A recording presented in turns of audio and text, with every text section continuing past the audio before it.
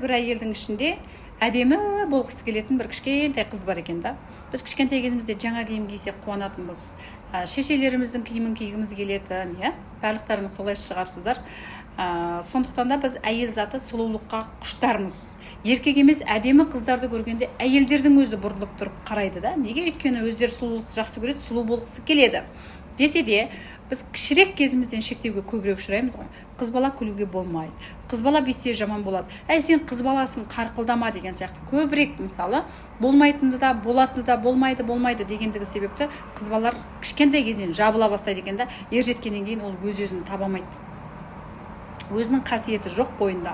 Соны айтсем болмайды, бүйтсем болмайды, әйтеуір отбасы үшін бодау беруім керек дегенмен өтіп кетеді екен ғой көбірек әйелдер.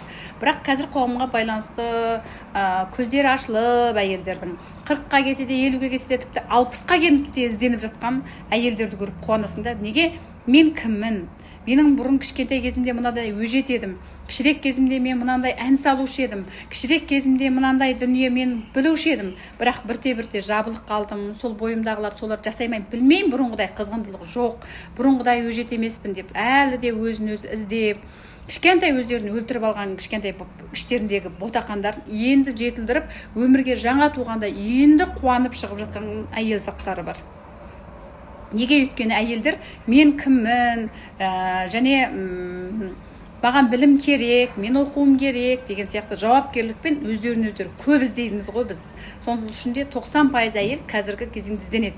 Ал бірен санар саусақпен санарлықта еркектер білім алып оқып жатса, біз таңғала қараймыз, не деген қажайып, қандай керемет еркексің деп ше. Өйткені ер азаматтар үшін іздену, білім алу, оқу, болмаса өзін табу деген біртүрлі жауапкерлік аз. Ол кісілерде кішкентай кезінен еркектердің бәріне рұқсат қой, олар ұл бала ғой, ештеңе етпейді. Семьяның мына отбасының тірегі ғой деген сияқты біз оларға көбірек жауапкерлігін мойнынан алып тастаймыз да, қыз балалар өйту керек, қыз балалар бүйту керек дегендігіміз себепті ер азаматтар үшін төбелесу, соғысу, арақ ішу, сырттан көңілдес табу норма, қалыпты сияқты болып қалған.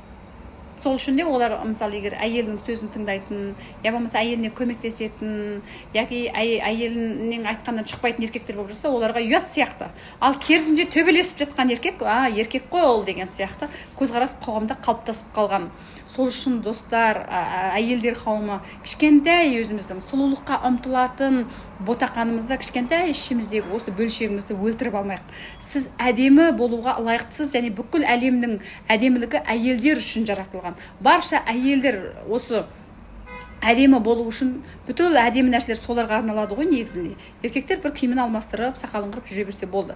Бірақ әйелдер басынан башпақайын нешейін не істейді? Ақшаға ашылайды, ақша істетеді. Әдеміліктің де артында не жатады? Әрекет жатады. Сондықтан әдемі болып жүруге әрекет жасаңыздар.